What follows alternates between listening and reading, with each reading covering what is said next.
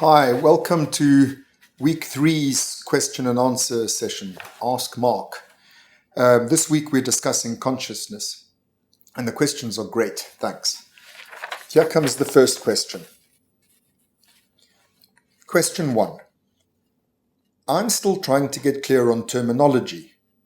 It seems to me that this week is the core week inasmuch as the hard problem seems to surface here. But is the term consciousness being used that way here in the course? Is it referring to the same thing as David Chalmers describes in his TED Talk? Quote, the amazing 3D multitrack surround sound, etc. movie playing in your head. The constant voiceover narrative that's the stream of consciousness. Subjective experience, that all this feels like something from the inside, unquote. It's also described as sentience or sense of presence. Are we all referring to the same kind of thing, or is the course using the term consciousness in a different, perhaps narrower way? So my answer is no, the course is using the term consciousness in the same way as everyone else uses the term. The difference is that I'm unpacking what the consciousness is composed of. And when you break it down into its elements, it starts to look like something different.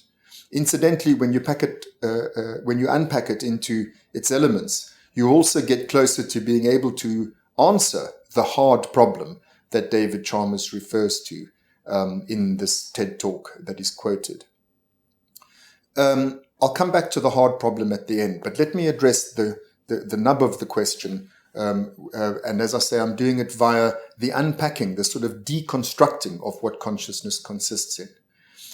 The consciousness described by David Chalmers, this movie in your head, is the way we experience our consciousness. And, I too experience a movie in my head. I know what you mean. I know what David Chalmers means by consciousness of that kind. The interesting thing is that movie in your head, described there by Chalmers, is actually playing in your head all the time, whether you're conscious of it or not. It's just that the screen is sometimes switched on and sometimes switched off. The movie plays constantly. The question then becomes, what switches the screen on? Before I come to answering that question, what switches the screen on, which is this elemental core component of consciousness that I want to define for you.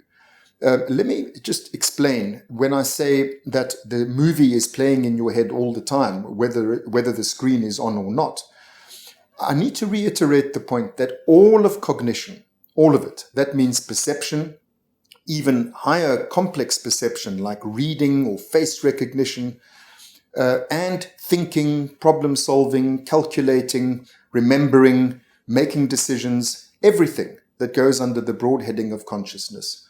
All of it can take place without consciousness.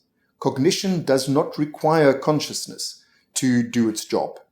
So that movie playing in your head is information processing. It's information processing which may or may not be conscious.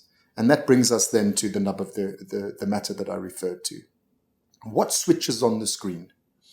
When you look at it anatomically, and this is what I was saying in the lessons this week, when you look at it anatomically, the consciousness is not intrinsic to the higher forebrain cortical structures where the cognitive information processing occurs.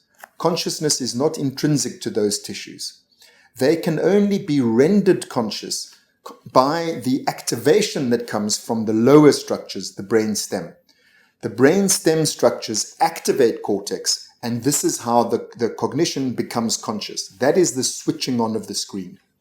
Now, the really interesting thing is that the brain stem nuclei, which unequivocally is where the consciousness comes from, the nuclei that switch on the screen that makes the movie playing in your head visible or consciously makes you aware of the information that's being processed cognitively.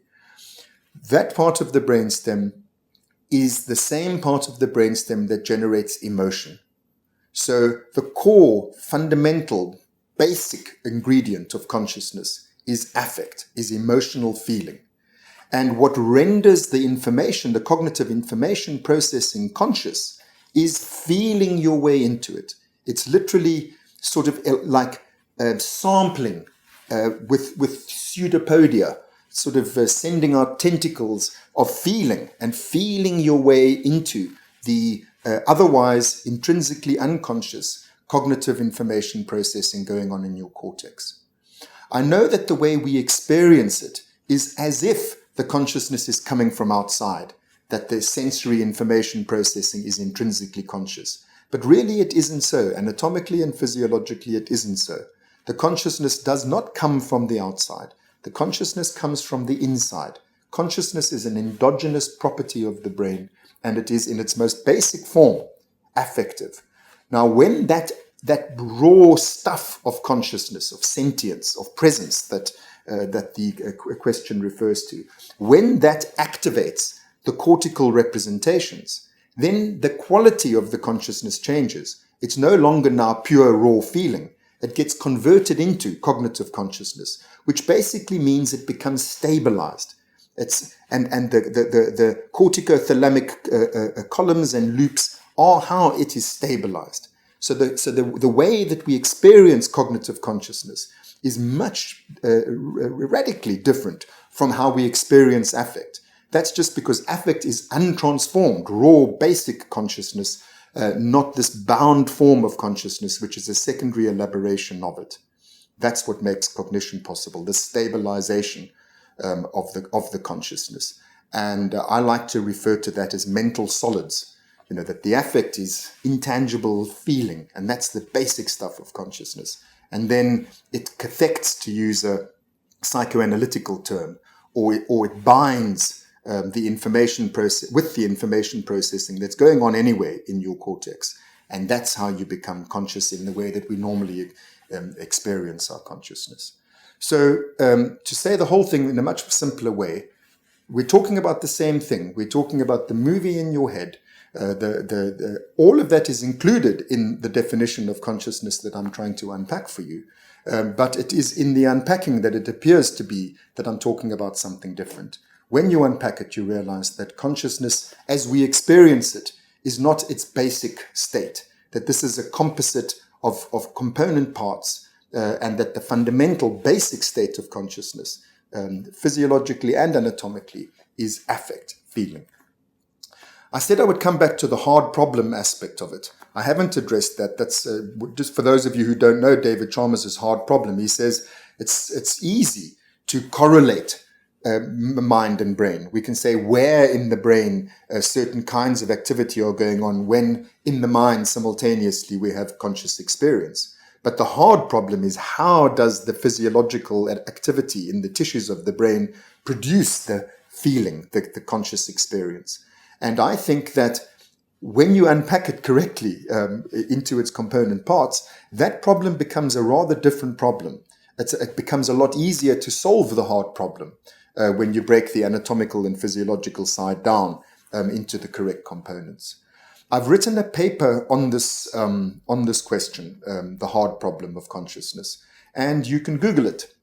It's open access. Just Google my name, Mark Solms, and then hard problem. Mark Solms, hard problem, and you'll get a more elaborated view than I can give in this format of my take on the hard problem.